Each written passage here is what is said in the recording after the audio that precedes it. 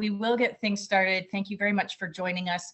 I can see that people are using the chat feature, so welcome, thank you. If you have any questions as we go along, pop them into the chat and I will be happy to address them there. At the end, I will also be sharing a copy of this slide deck so that you can walk away with it, share it with others, whatever it happens to be.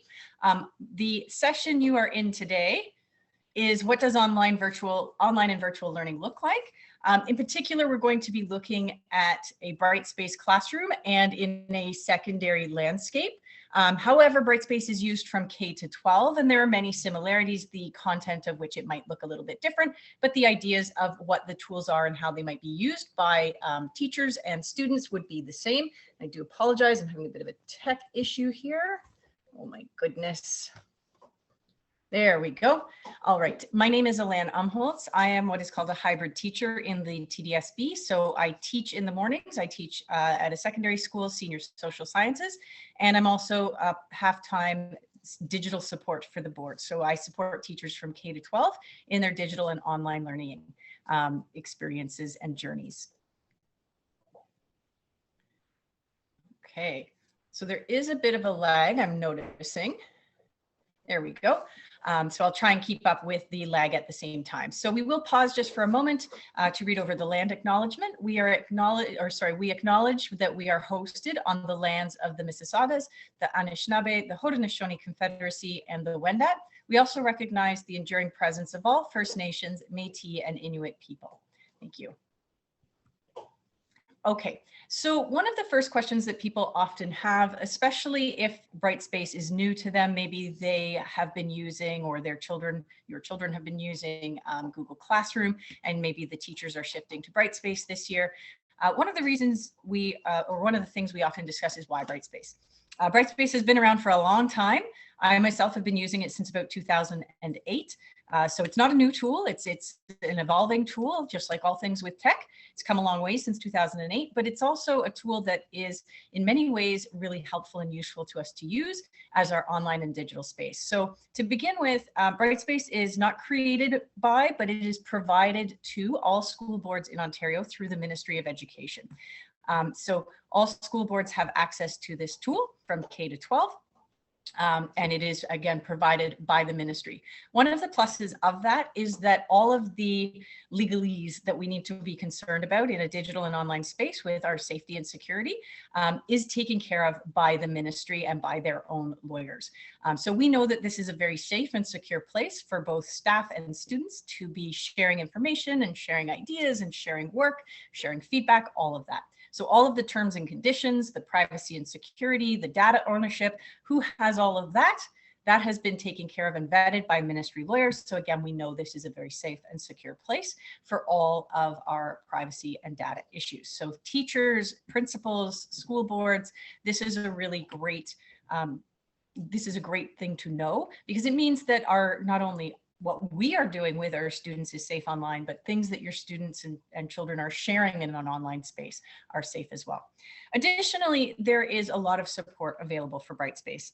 There are plenty of in-house TDSB supports, myself included. I am one of those supports, but additionally, there is 24/7 support available to staff and students and families.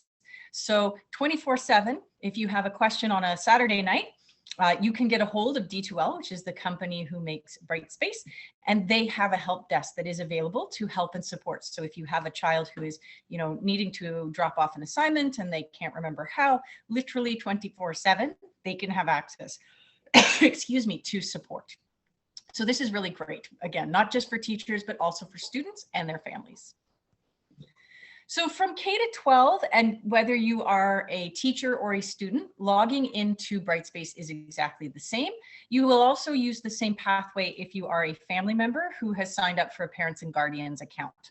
So the login is the URL that you see on the screen there, the TDSB e-learning, tsb.elearningontario.ca. All users will access the same entry point. What you will see though is that once you do go to that page, you will have several options. So If you are a staff or student, you would log in using the green bar. If you are a family member looking to get into your Brightspace for Parents and Guardians account, you would use the blue button underneath. The Brightspace Parents and Guardians account is a window into your child's classroom. It's not the full classroom experience, just like you wouldn't walk into a classroom of a teacher at any given time on any given day without any warning, or sit there all day. You wouldn't walk into a full classroom in Brightspace or Google Classroom either. You do have to remember that there are other children's work in those spaces as well, and there's privacy issues there as well. So you would get a window into your child or children's classroom through the Parents and Guardians account. Once inside, so we'll be looking at this through the lens of a student. And again, if you are a parent or guardian of a secondary student, just checking the chat here. If you're a parent or guardian of a secondary student, this will be really similar to what they're looking at. But if you are a parent or guardian of a kindergarten to grade 8, their experience would be very much the same. Again, the messaging or content might look different because of the programming, but the tool itself and the tools that we are looking at today would be usable and probably used by your child's teachers as well. So the first place, once they enter into Brightspace, they will not be in their classes yet. They are in the equivalent of walking into a school. So you can see there it says Maple Grove School. This would be just like walking into the doors of your child's school. There are certain things on this page that your child wants to stop and pause and look at. So first of all, there will be some announcements possibly there posted daily, weekly, whenever. These are coming from the school level. So whether that's the principal, vice principal, teachers running clubs or sports or intramurals, they have the ability to post school-wide announcements there. So this is a great place for students to pause to see if there are any school-wide announcements that they need to take note of. So again, this first page is walking into the school, not into the individual classroom. There's also a calendar on the side and things that they can link to in that top blue bar along the top to get some help or to access things like their Google Drive, their TDSB Gmail. All of those things will be along the top for them as well. When they're looking for their actual classroom, they are going to click on what we call lovingly the waffle, this 9 squared icon that's circled. That will provide a drop-down menu and all of your students' courses will be there. So if they were in e-summer school, they may still see those ones as well, but they will have the ones for the current year, and they may have ones for, say, e-summer if they were in summer school as well. The other things along the top here are pretty important, and I do find that if students are unaware, they skip past this often. These are icons that when an orange dot appears, indicates there's some sort of communication occurring. This is an internal email. This is not their TDSB email. This is a Brightspace to Brightspace email in most cases. So teachers can email out to parents, parents can email into teachers, but most of the time this will often be student to teacher communication or student to student communication. So this is really important. For example, if students have not submitted a task, I will send them an email through here and say, you know, this is not submitted. Please make sure you see me as soon as possible. This one here is an internal chat feature, and this one here would indicate anytime there's a new announcement and some new content posted, maybe something has been evaluated and they've got a new mark or grade that's been shared. So it is a really important thing for students to pause and check before they go into their classrooms. But this, however, will stay at the top of every page, regardless of where they have navigated to within Brightspace. So again, this 9 squared waffle will bring a drop-down menu for your child's course. If they've only got one class, that's all they will see. If they've got 3 or 4, they will see all 3 or 4 there. When they enter into, I'm just making sure, good, the pictures are still loading today, that is great. When they load into the actual class that they want to go to, this is essentially what they would see. Now, teacher to teacher, course to course, grade to grade, these are going to look different depending on the teacher and their use of this space. Just like my classroom looks different than the next teacher's classroom, these spaces are going to look different. However, the layout is the same. So along the top is what's called a navigation bar. And each of these pieces we'll look at in greater detail today, but along the top is a navigation bar. Each icon will represent a part of the classroom that students can navigate to submit work, participate in a discussion, do a quiz or test, whatever it happens to be. And now these might look different in course to course. Some teachers may not use tests or quizzes, for example, so that icon is not there, but maybe they've got a virtual library instead. The icons might change, but the location will not. It is exactly the same place and it serves the exact same purpose. It is a navigation station for your child within Brightspace.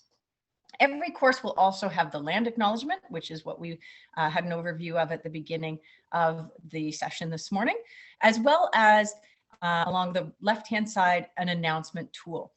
This may take one of two forms, but there will be an announcement tool here. And this is really important.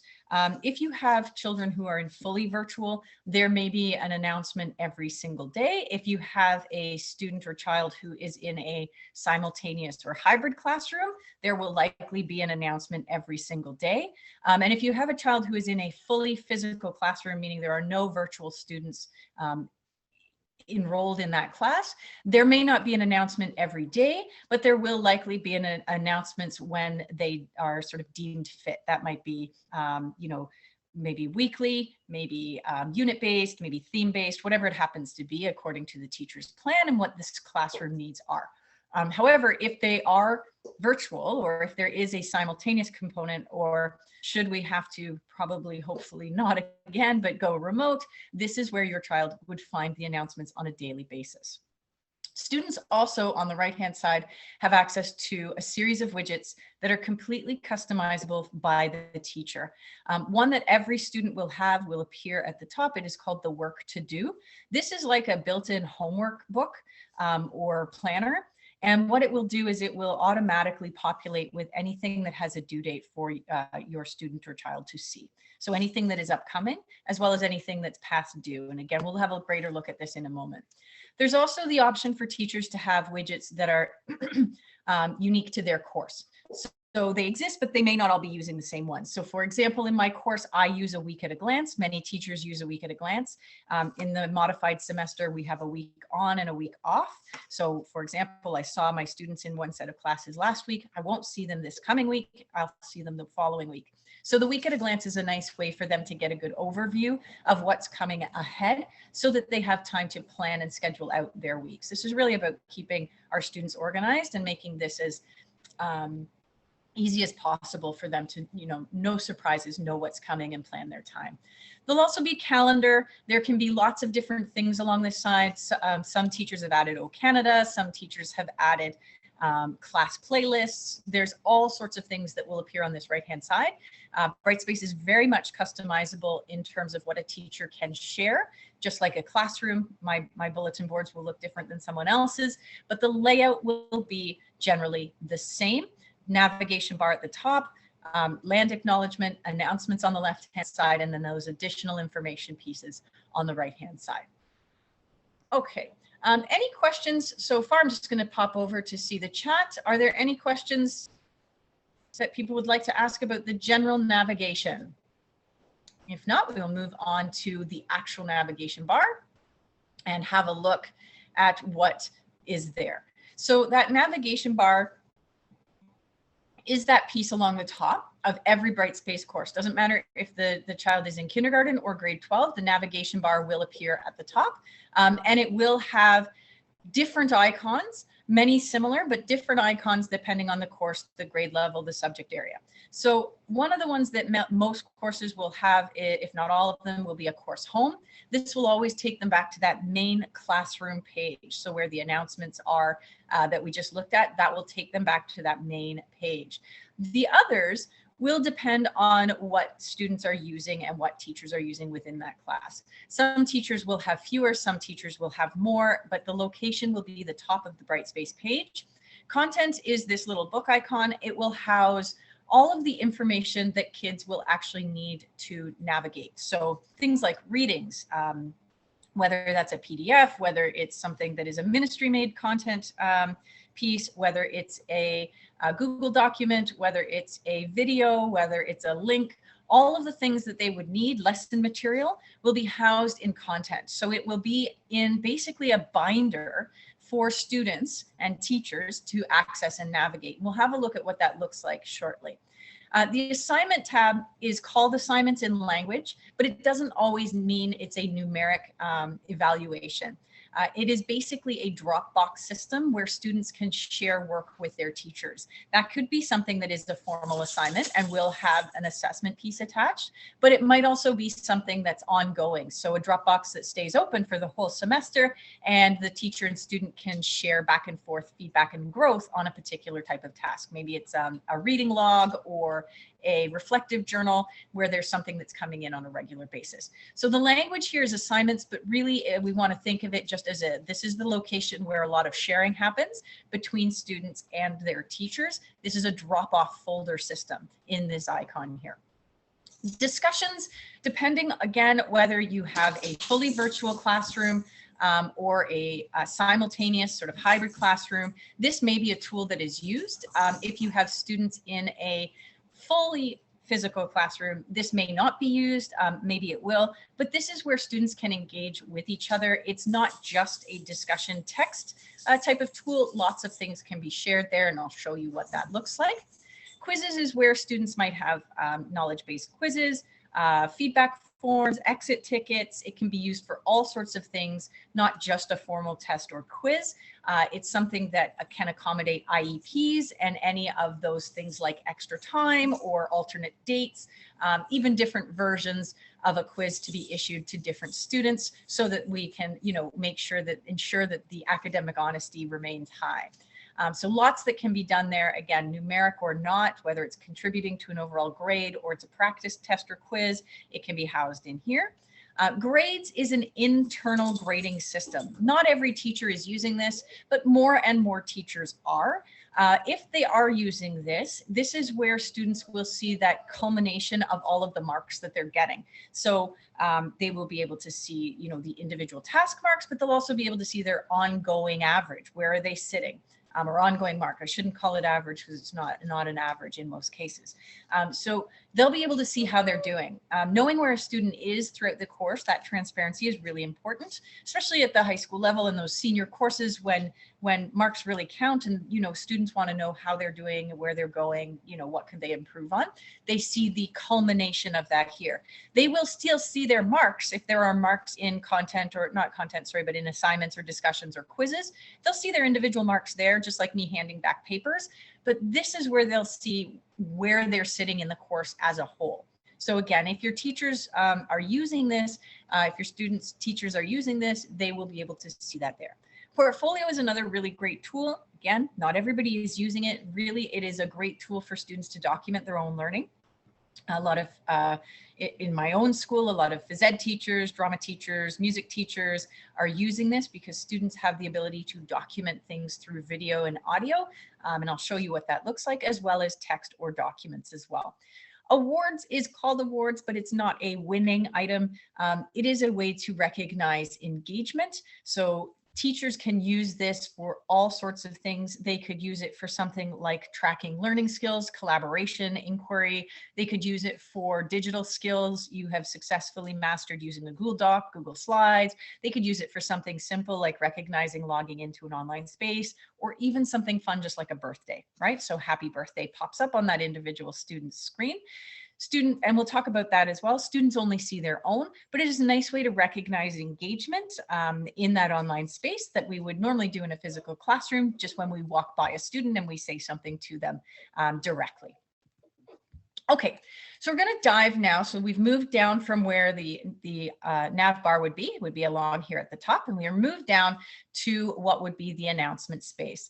For myself and many others in the secondary system, we will be teaching virtual students, even with a class of physical students in front of us, the simultaneous or hybrid model. So for me, I've got 31 kids in class and 4 students online. So I have to make sure that both know what we're doing on a daily basis and how to access what we need. So for me, the announcements are going to appear daily, but if your students are in, again, a classroom that is fully physical, no virtual students, this may not be daily. It might be weekly or theme-based or unit-based, but this is where they are going to access instructions, where they are going to have their first point of communication. And it's really important that students stop here. This is where that information is going to be. And again, teacher to teacher, this is going to look different. The there is a lot that can be done here. So in this case, they can see information, and I know it's small on your screen. I will elaborate on this in a moment, but there are links to specific content pieces that they're going to go to. There's a, many of your children may have used Google Forms before, whether it's for filling in information, doing a quiz, general feedback, exit tickets. There's a Google form right here. So they don't have to leave or link out. Everything is here. And this is unique to every student. So, you know, if student Alan is in this course, it can actually say, welcome Alan, please make sure that you fill in the Google form as your checkpoint. It's customized to each student. So the information that would be collected, they only see their own. So these are some examples. And again, teacher to teacher, this is going to look very different. And it really depends on what your teacher is teaching, what their comfort level with the tool is, and really what they want to share in this digital space with their students. So they may be very visual based, depends on what the course is, depends again on all sorts of factors, but things like images, animated GIFs, so there's movement, there could be movement on these pages. I do apologize, I have dogs and a small space, so if you hear them, that is them. I promise it's not me jingling about. So there may be images, animated GIFs, there may be links, as I mentioned, Google Forms for them to fill in and engage with. You can embed, and there may be videos here. So in terms of teachers might put a pre-learning video or something for students to analyze. In this case, there's a video for them to watch as we get to a new unit. If they were in class physically with me, this would play on the big screen, but for virtual students at home, it's right there for them at the same time. So there's that simultaneous piece occurring. And then they can include links to things like external resources or internal. Internal would be maybe linking to a discussion or linking to content. External might be like what I have here, which links to an actual museum exhibit that students can navigate their way through. Teachers also have the option of using video throughout. So this is what's called a video note, and you may find these if you are going through Brightspace with your students or children, sorry, you may find that there are video notes for instructions, feedback, general welcome messages. Teachers can use these throughout Brightspace. They come with closed captioning. It's a really great way to engage with students so that they can see you and hear you. Even beyond the traditional school day. So if they happen to be doing some homework later that evening and they want to, you know, review what the instructions are, there might even be the option for that if the teacher has put those in. Okay, the activity feed is another tool that can be used. And again, it's not used by every teacher, but what it is, how it is different than the announcements is that this particular tool feeds directly to Brightspace for parents and guardians. So most teachers, especially at the secondary level, will use the announcement tool as their primary form of communication with students. This is teacher to student only, like coming into a classroom, it's what the teacher is saying to the student in that room. The activity feed communicates with families and students. So this is where a lot of secondary teachers will be including things like overall reminders, forms that need filled in, field trip reminders, all of those things. Midterm marks are coming, teacher interview nights, things that we want our students to be aware of for sure, but we also want to make sure that families, parents, and guardians are aware of as well. So this is a really helpful tool in that bridging that communication piece between families and the teachers. And it goes, you know, it goes beyond having to intentionally reach out from your end to say, hey, when were those forms due? It will be there in your Brightspace for Parents and Guardians account. Okay. In terms of the week at a glance, again, this is what we call a widget that is one that teachers might be using if they want. It's one of the optional ones. And this is, as I mentioned earlier, a great way for students to have an overview of what the week ahead holds for them. Again, we have a very unique year where we have, for the first time ever, this simultaneous learning in almost 70%, I think it is, of our secondary classrooms. This is a great way when you have a week on, a week off, some students in class and some students virtual, to keep students on track and help them really manage their time. How are they going to use, you know, the days ahead? What days might have a heavier workload? What days might be a work period? They will have that information available to them in this week at a glance. It's really about helping students and learners manage their time and stay organized.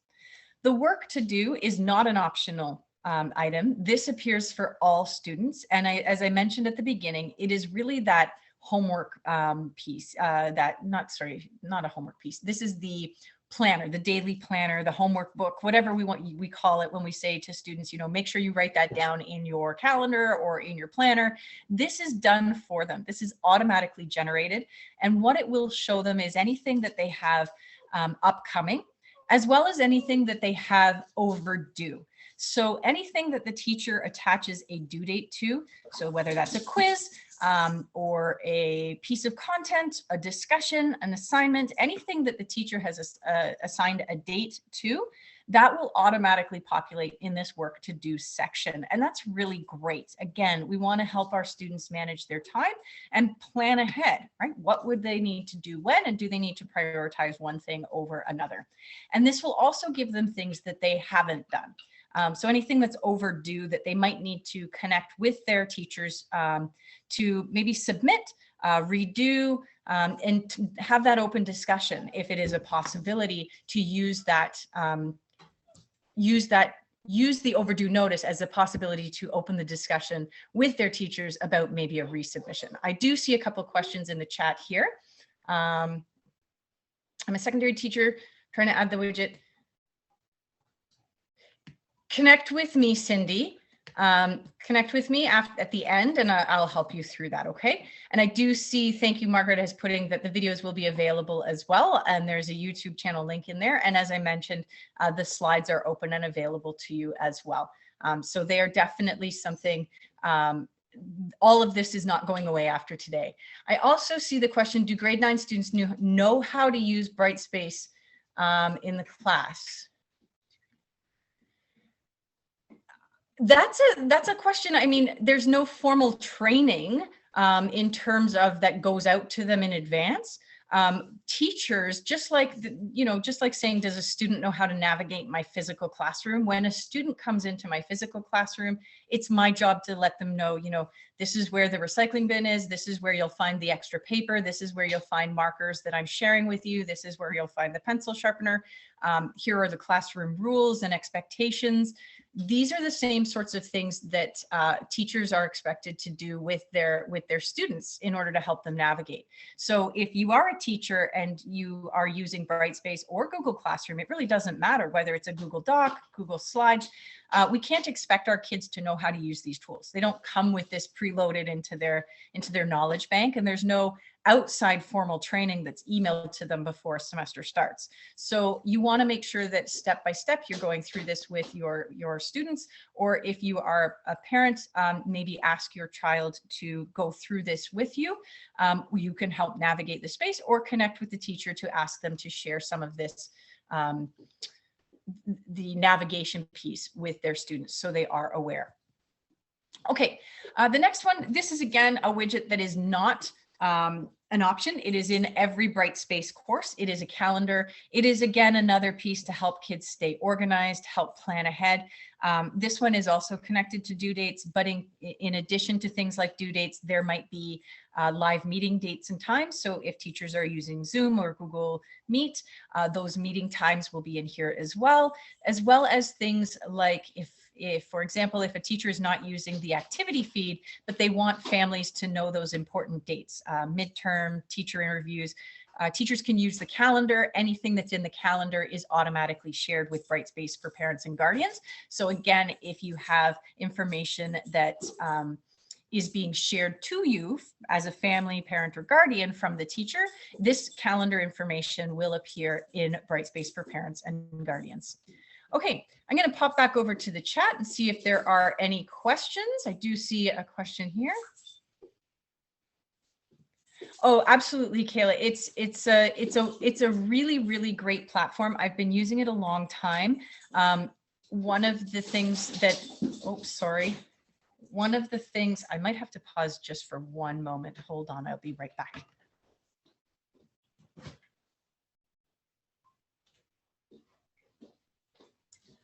Very sorry. Things are always exciting around my house. My dog is a puppy and grabbed something she shouldn't have. So thank you for the patience there. Yeah, as a parent of a grade 9 student, Brightspace especially might be new to them. In elementary, it is not used as frequently as it is in secondary, but I do know more and more elementary teachers are picking up Brightspace this year as well.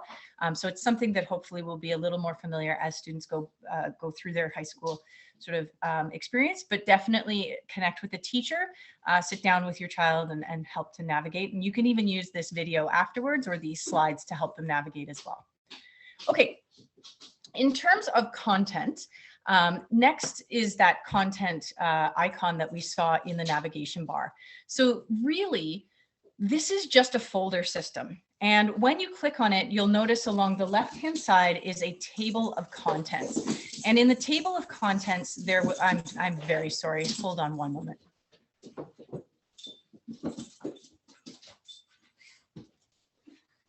It's like having a small child when you have a puppy. Okay. All right, so she's going to have to sit here with us. So this is really just a folder system, and it's a table of contents. And it is a really, for me, I have found that it is a really phenomenal way for students to stay organized, and myself as the teacher. It's like having the most organized binder.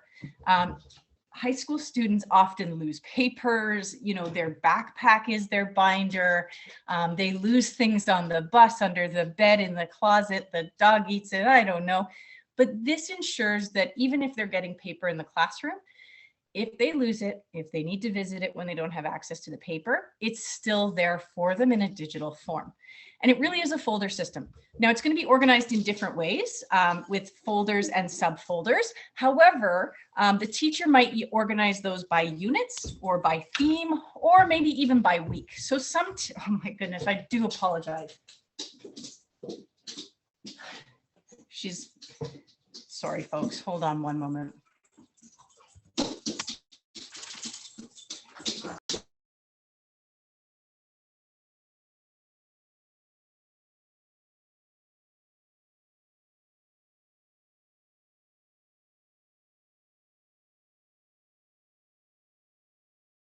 Okay, yesterday the slides weren't working, but the dogs were cooperating. Today, the dogs are not cooperating, but the slides are working. Okay, you know, we'll get there. So back to the content page. So this again is a really, really great way. Yes, I'm muted. Hopefully you can hear me again. No? Oh, maybe not. Folks, can you hear me?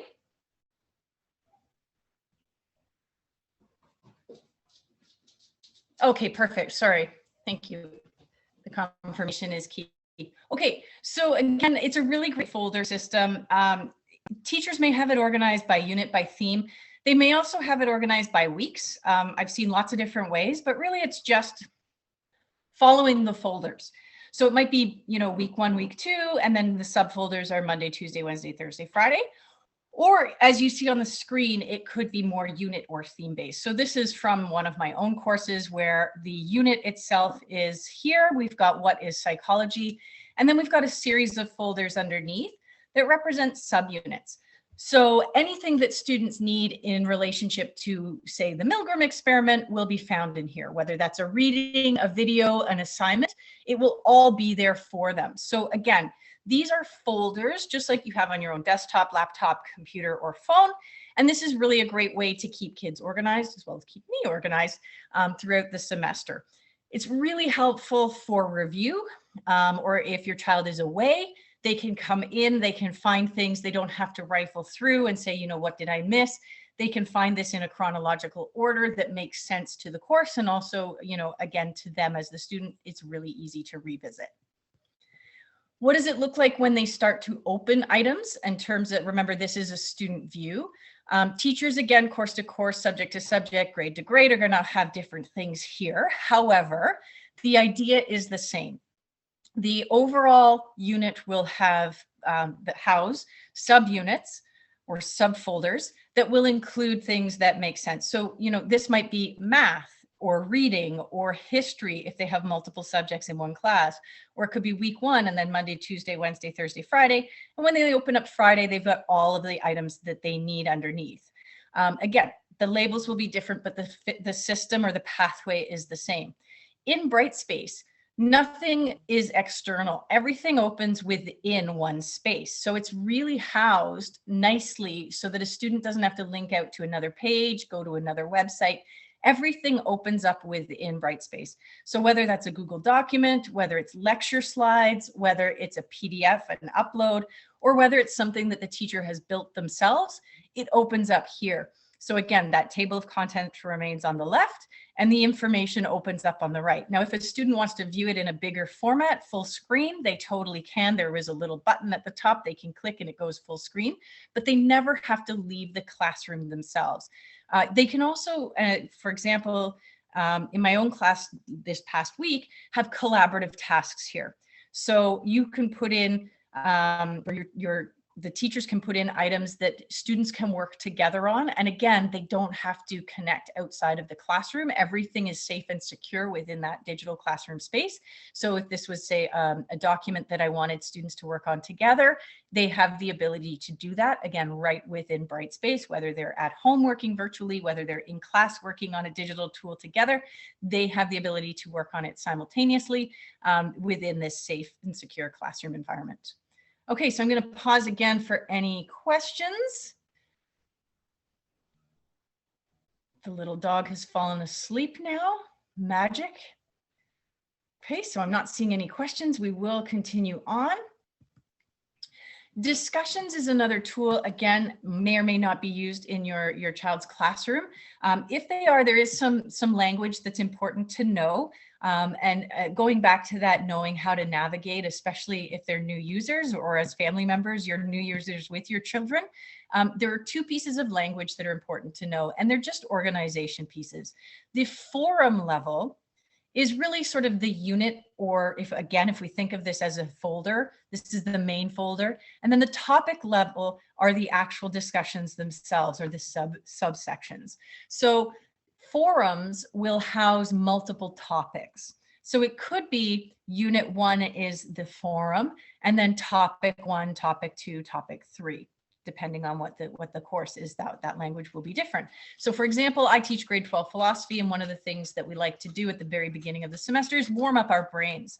So the forum level, when you see forum in Brightspace, is brain warm-ups. And underneath that, students will find 3 different topics. And the topics are the actual discussions themselves. And what's really, really neat about this particular tool is that it doesn't just have to be text-to-text responses. Students can include all sorts of things. Now, this one here in the image is a text-to-text response. A student has posted their ideas, and some students have responded. So this is really great. It can be the traditional version of a text-to-text response, but the tool itself allows students to do all sorts of amazing things. There can be video prompts or image prompts from the teacher. There can be that video note tool where the teacher is leaving an actual video of themselves, explaining what to do, or even sharing the discussion prompt with students. But additionally, students can use all those same tools in their either posts or replies. So they can respond. If this was the initial post, they can choose to respond in text if they want, or they could choose to respond in video or audio. Students can post videos that are things that exist. So maybe they're sharing a YouTube video, but they can also share video of themselves talking. What we've seen in a lot of cases, and I do this myself, is I use this as a presentation forum. So although it's called discussions, what I have students do is share their presentations here. So they can share pieces of art, drama, music. They could play an instrument. They have up to 30 minutes. They don't need an outside tool to record any of this. It's all built into the discussion tool itself. So for example, if they wanted to, in my class, share the slides and then a video, excuse me, of themselves talking through the slides for their 5-minute presentation, it's all done there. No external tools needed. No need to make it in a video editor. They can put it all right there. And then students can respond either text, audio, video, whatever they'd like. So it's a really dynamic tool. And it's one that can also be used for assessment because of that. So for example, the presentations can have the rubrics attached and all of the assessment can happen there. The assessment is private. It is teacher to student. So although students would see each other's presentations and be able to comment, the feedback and the actual assessment is done privately between the presenter and the teacher in the course. Any questions about that particular tool? Okay, not seeing any pop up. When we are talking about the assignment tool, again, the language in Brightspace is assignment, but really this is a drop-off area, as a location of the platform where students can share whatever it is their teachers want shared with them. It is a folder system that the teacher will set up folders for whatever the tasks are, and students can share their work there. They can share directly from their Google Drive. They can share from their desktop, their laptop, a USB. They can include audio. They can type right there if they want to. They can include additional files. So let's say they're attaching a PDF or they're attaching a PowerPoint. They can do all of those things there.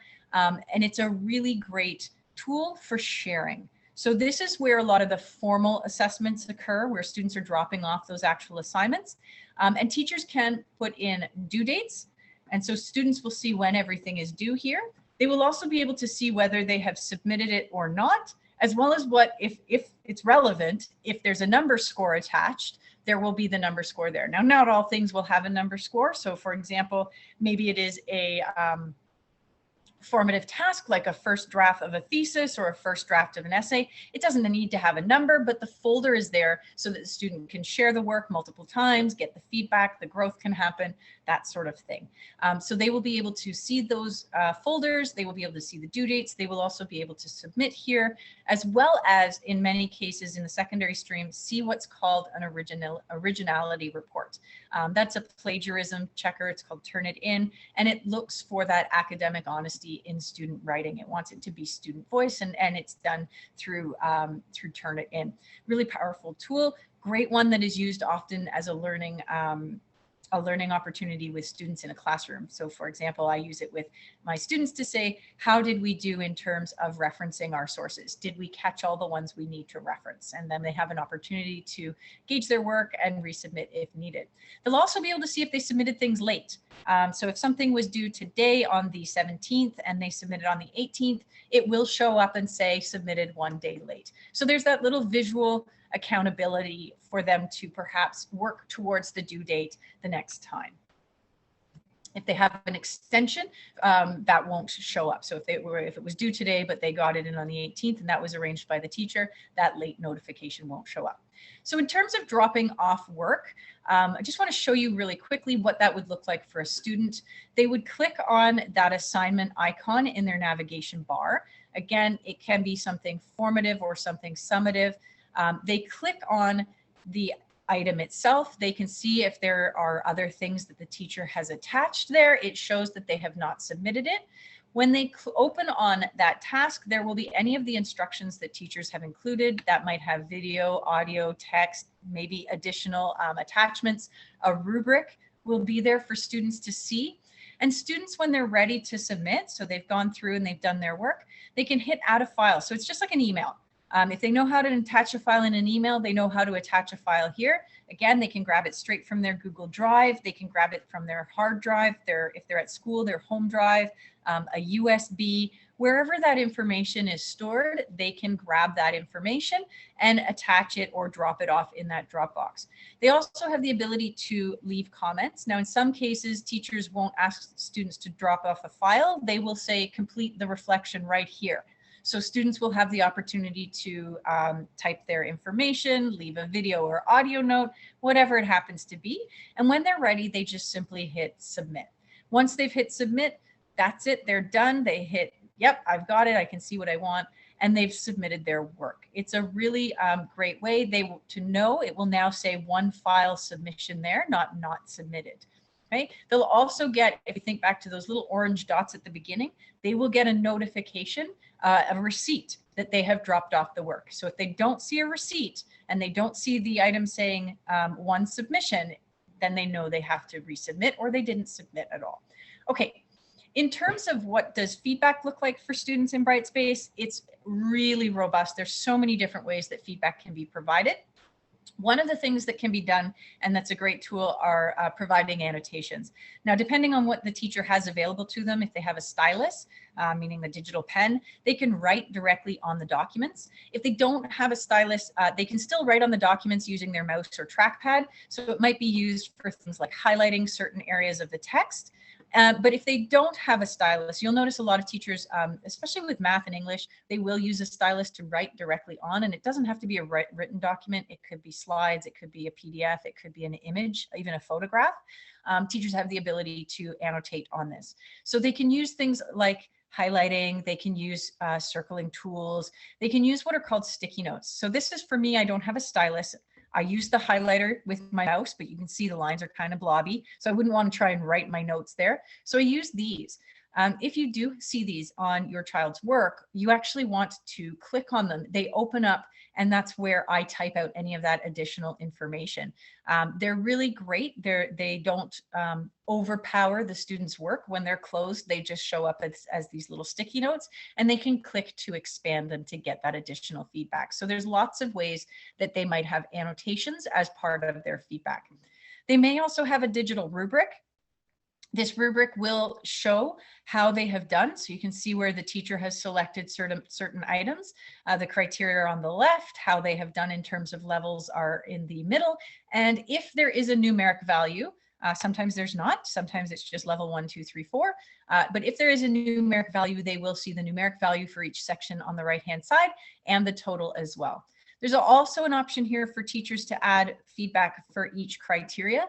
I will say that this is sometimes used, sometimes not, simply because there are so many other places. They may have used their annotation tools and those sticky notes and don't need to put the feedback here because it exists on the document itself. But again, there is the opportunity, and it may be there depending on what the teacher is using. There's also the opportunity to provide audio and video feedback. I know more and more teachers are using this. This is really great for all types of learners, but who I found a lot of students who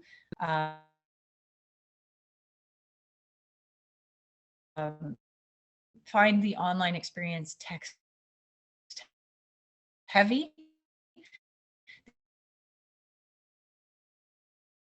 This is a great tool for them. Feedback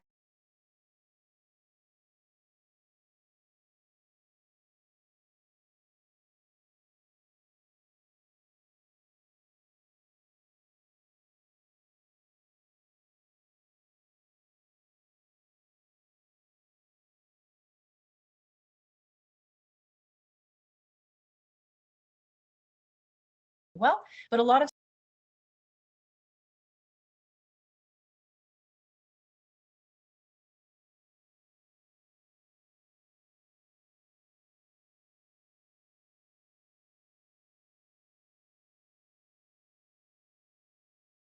there we go. I do not know what happened. It looks like I got kicked out of the meeting. At least one version of me did. There we go. So we should see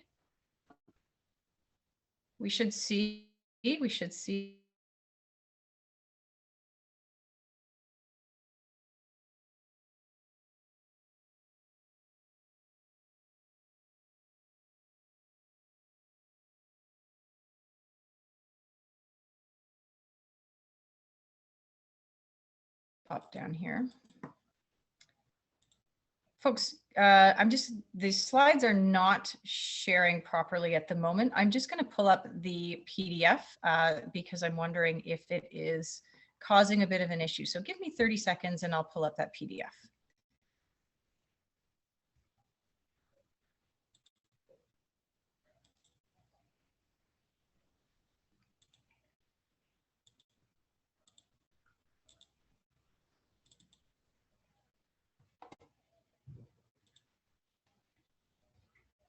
It won't be as pretty, but it won't be using as much bandwidth.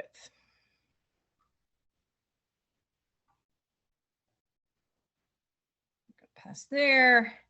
We got past there. There we go. All right. Okay. Now that looks like you can see the PDF and it looks like I'm not frozen again. All right. Technology, always have a plan B. Okay. So I think we are good to go. So again, the teachers can provide feedback in audio and video form, which is phenomenal. This has been really powerful for all of my learners. Not every student needs this, and they don't need it all the time, but there's definitely times when this is more impactful, meaningful, and really connects with what you are trying to share with the student. They can hear your voice, they can see hear your intonation, they can see your facial expressions. If you're thinking of, say, a language course, maybe you're teaching French and you want your students to be able to really hear the way a certain thing could be pronounced, think about how much more powerful that is on the learner end now. So for many of our teachers, this is a relatively new tool to them.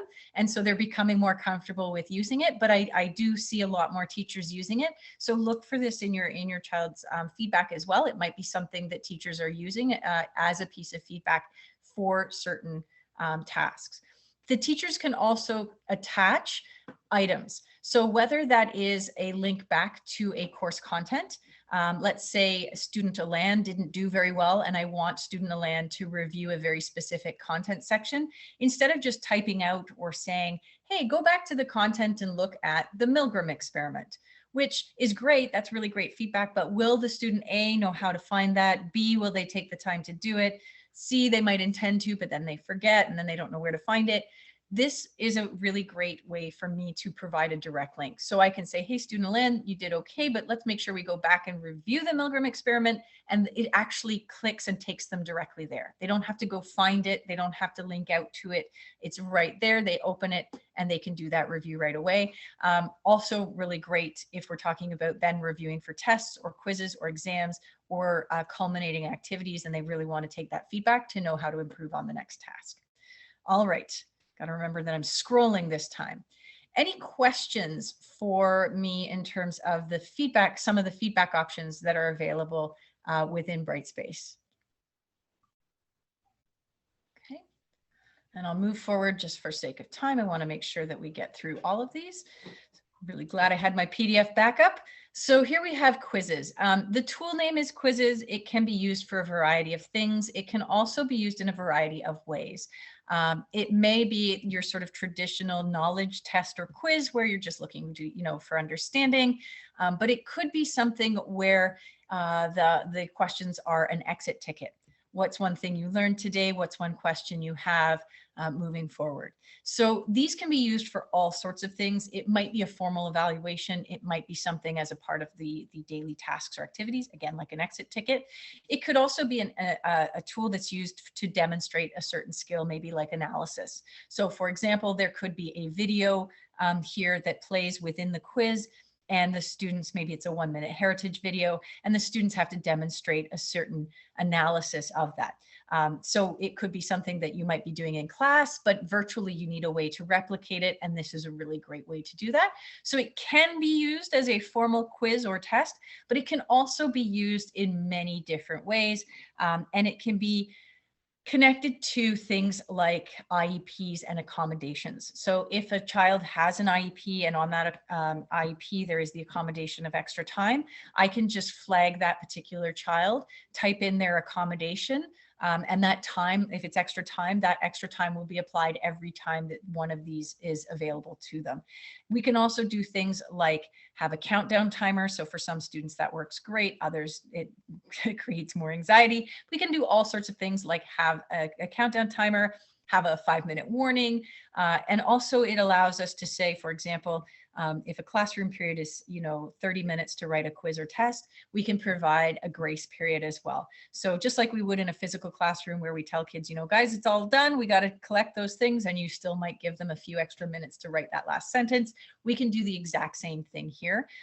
Multiple attempts, allow it to be a practice quiz. Maybe they're going to have it open. I know a lot of math teachers leave these open all the time so that students can do those practice quizzes as many times as they want. And the nice thing is that it's now documented. So we have a chance to see how the student is improving or where they needed a little bit of additional support to provide that growth and success opportunity.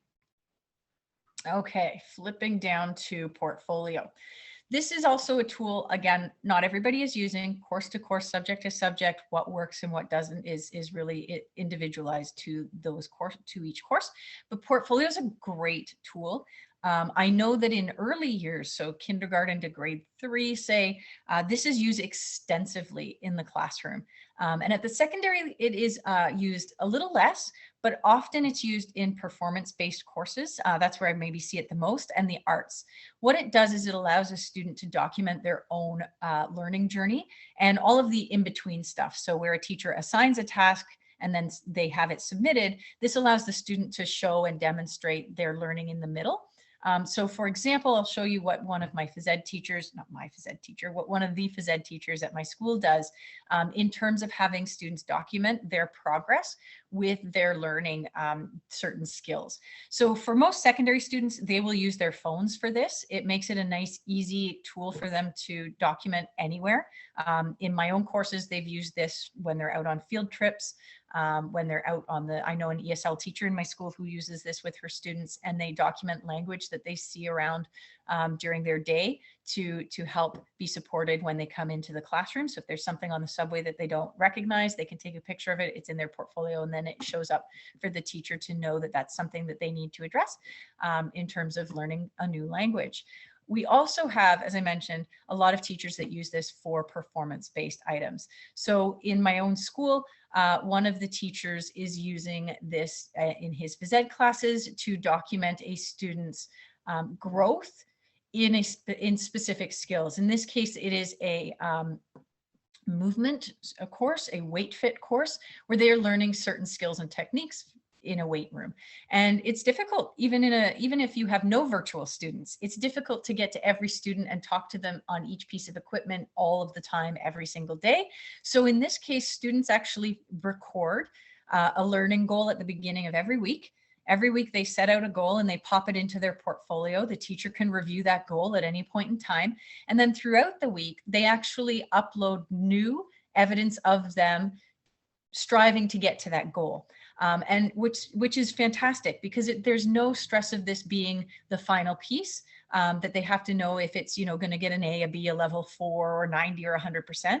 This is actually documenting their growth, and the teacher can comment throughout the week on what they need to do to improve or to do differently, or whatever the feedback needs to be. And at the end then, when they are either demonstrating that skill in a physical classroom, or if it's virtual and they're demonstrating it in that final format, that means that they have had this documented experience of their growth along the way.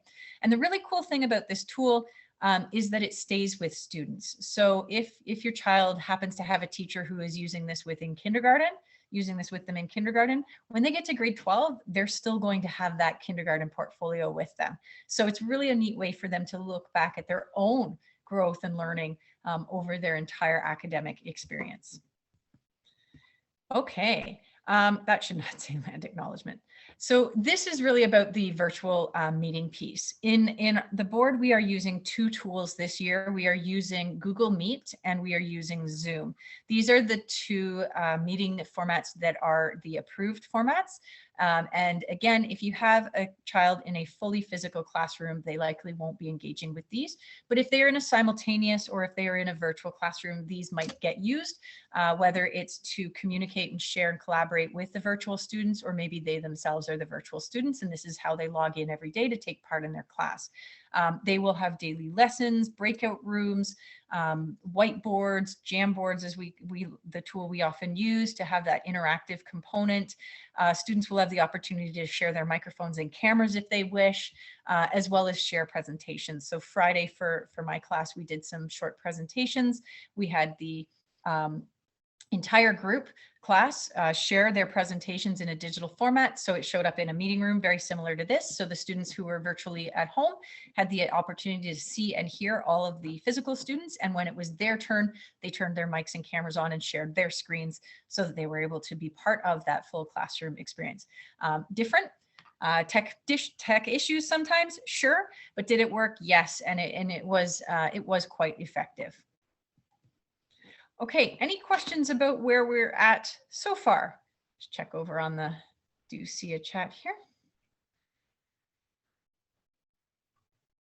Yes, they can use tablets or phones for portfolio. I'm assuming that's the piece, Kayla, that you're talking about. And in terms of documenting, they could document straight from their computer. So if they were on a Chromebook or something and they wanted to upload a file or take a picture using their Chromebook, they could do that, absolutely. iPad or Samsung tablet, yes, for sure. If they're using their own personal device like a phone, there's actually an app in the App Store, whether it's Android or Apple, and they can actually just put it on and they connect to they use their TDSB credentials. They pick the classroom that they want to go, the portfolio to go into. So they just log in and then that's it. It's that easy. They just open it whenever they want to document. It's really easy to use. It does take a little bit of learning, again, just like any new tool. But what I do find is that students pick this tool up quicker in terms of use than the teachers often do, because the student experience is actually a lot easier to navigate than the educator experience, because we've got all the tools for feedback. They just have to worry about uploading their work.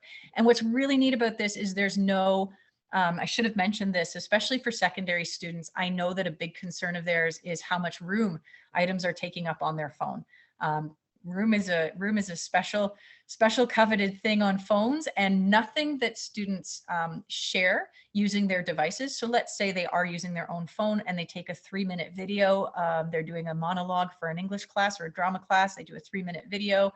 That video does not store on their phone, so they don't have to worry about taking up any space. It goes direct into portfolio. It's off of their phone completely. There's nothing stored on their device, no photos, no videos. That all goes straight into that portfolio. So they don't have to worry about that coveted space, which I know my students worry about.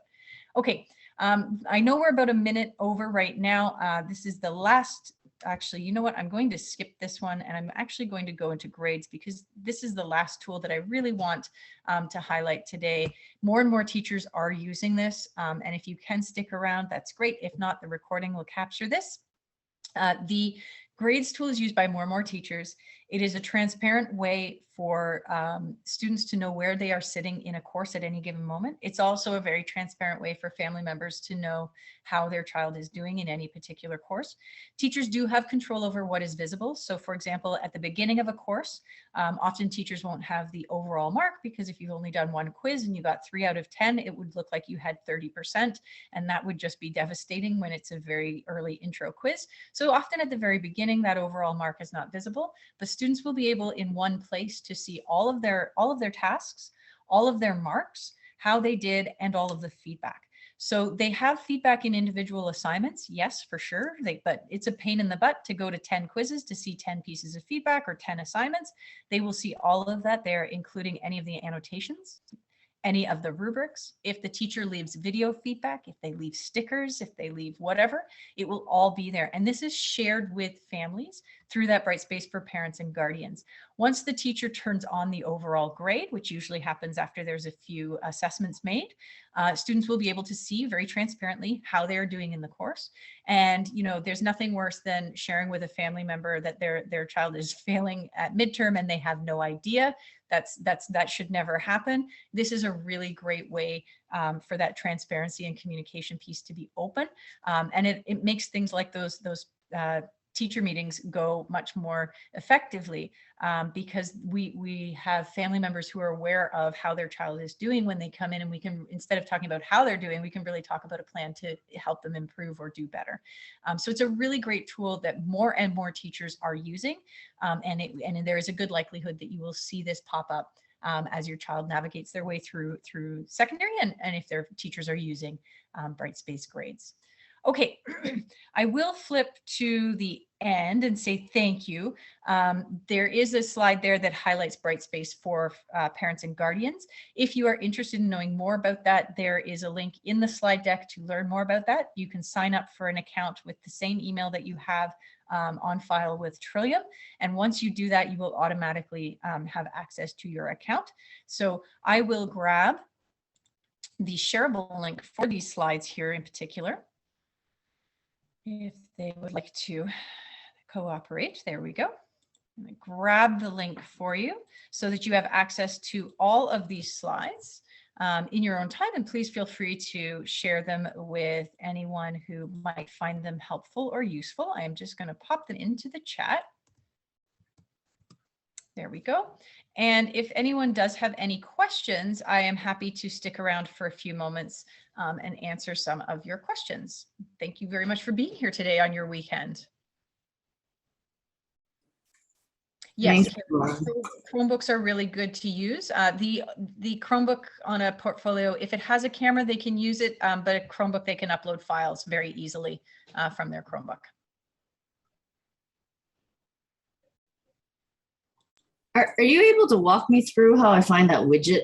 I can't find it. If it's called what you said it's called. It should be under system widgets. If it's not, if you can click on system widgets, it should be there. If it's not, let me know, because it just means it should be there. If it's not, let me know. So maybe I'm doing it wrong, but I'm on the homepage and I clicked edit homepage. Yep. And then add widgets. Correct. Yep. Okay. Oh. And then there will be the option of system widgets or custom widgets. So I'm under system and it should be under W, right? It's in alphabetical order. Yeah, there's only work to do for W. There's nothing called week at a glance. Okay, let me, Cindy, I'm just writing your name down. Is your TDSB the same? Is it Cindy.Lawfong at TDSB? And Lawfong is one in the email, right? Yeah. Okay. Let me look into that. It should be there. I know it was there because I added it to my own courses. So let me look into that and I will get back to you. I'm just writing, so Cindy.Lawfong in one, Lawfong, right? Yep. Okay. And I will get back to you. I will send the email out today to see if I can get an answer, but it's Sunday, so maybe tomorrow. So you had mentioned that anything on the calendar the parents see. Yes. So if I was to enter like the name of a lesson for the day, they would also see that? Correct. Oh, that's perfect. Yes. Yeah, it's a really, there's lots of, so for example, activity feed it serves a similar purpose. You don't need to have activity feed and calendar and doing the same thing.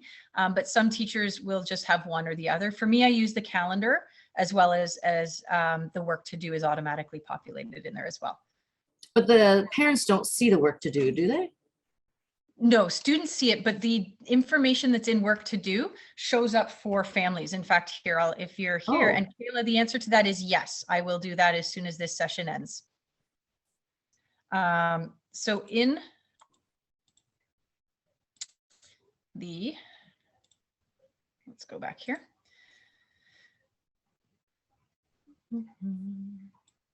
I don't want to pull up the slides because I risk it getting stuck. Or maybe it'll get stuck here as well. Okay, let's go here. Maybe it won't. Everything's stuck. Oh, technology, you are my friend sometimes. Okay, so when it comes to parents and what they see, it's not this is a very small version of it, but what family members will, that's not what I wanted to do. This is just an overview. What family members will see are any overdue alerts. So that, again, that's what's in that work to do, right? Anything that's past due, anything that's upcoming. So any new work that's coming up, whatever that happens to be, as long as there is a due date attached to it. So that can even be things like, for me, I've put, so for example, I had a grade 12 class last week that over the course of the week, I wanted a reading completed by Friday. I put a due date of Friday for them completing that reading. Even though we were doing it in class, it then showed up in their calendar. It showed up in their work to do. And I know that way they saw it as a reminder every day that I have to keep working towards finishing that particular reading. And so families would have that as well. So anything that's overdue or upcoming will be there. Any recent things that you evaluate, any portfolio items that you choose to share. There's some control over that one with respect to what is shared. Family members don't want 40 pieces of video, right? They want the one, and anything in terms of that calendar that you're choosing to update as well is there. So lots of really great information is shared with family members. Great, that's really helpful. I did have one problem. So a parent had emailed me and said that their student or their child had handed in work, but it was a group work. And so I had used the group, like that group tool, so that only one group member needs to hand it in for the entire group. But the only person that was marked as complete was the person who actually submitted it. So everybody else in the group, even though on my end it showed complete, on the parents' end it showed incomplete work. So is there a way to go around? Was there feedback provided for each of those students? Well, when you mark it, it goes to all students in that group if you use the group tool. Yeah, it should do. But did you check to see if it was in their feedback section? It should do. I agree, it should do. I don't often use the group tool simply because I want students to submit it as practice. But I know it should do. You mean it didn't come off the work to do? Yeah. So the work to do, are getting yeah, so I can look into that. The work to, it should come off that. The work to do is a newer tool. It's only been there since January, and teachers have really only just started using it this September. Yeah. But even not on the work, I mean, right now I can check and it shows up on the work to do as incomplete, even though I've actually marked it and published it. But the parents last year were even getting notifications as overdue work. So that was the problem. I mean, they eventually figured it out because they just asked their child, but it was happening time and time again. Every time I do a group project. So that's I don't know the answer to that. That's something that you would want to contact Brightspace about. I can look into that because I work with them on a regular basis. But there was no work to do widget for them last year unless you added it. Yeah, but parents see overdue work. In Brightspace for parents, yes. So that wasn't coming off, even though it was handed in. Okay, so not in published. Brightspace for parents. Yes. Got to keep remembering they changed the name to parents. But even now, I just went to impersonate a kid, and because I just added that widget to that work to do widget that you told me about, and I went to impersonate the kid, and it's also showing up there as overdue work. So it's not coming off both the kid's account and Brightspace for parents. So that's something I would contact Brightspace about. I don't, that might be something finicky on the tools end, not something that we can do. But it could be something, there may be something, a step that we need to do that I'm not recognizing, like that recognizes for the student. I would have assumed that once they have feedback, that it would recognize that it was done. It didn't, because I've already published the grades and it's still. So grades is not the same thing as feedback in a folder file. Oh. So I'm guessing that if the student goes to the actual assignment, there is no feedback in their assignment. Huh. So there's something I need to do on my end? I'm wondering. Like when you populate in grades, that's one thing, but grades is not connected to like the assignment folder. I thought it was because my assignments are associated with grades. Yeah, they associate. Yes, it transfers the information over, but I'm wondering so let's say you and I are partners. If you've provided feedback to me, did it populate in just grades or did it populate in the actual assignment folder as well? Oh, interesting. Well, that's confusing. Okay. I'm just curious, right? Like if you checked right now and you went to the student that got a notification that they haven't completed it, do they have feedback in the assignment folder itself, or does their feedback only appear in grades? Okay, I'll have to fiddle around and figure that out because I don't even know how to find. I can ask and definitely let you know, since I'll be doing the week at a glance anyways information for you. Okay. Week at a glance.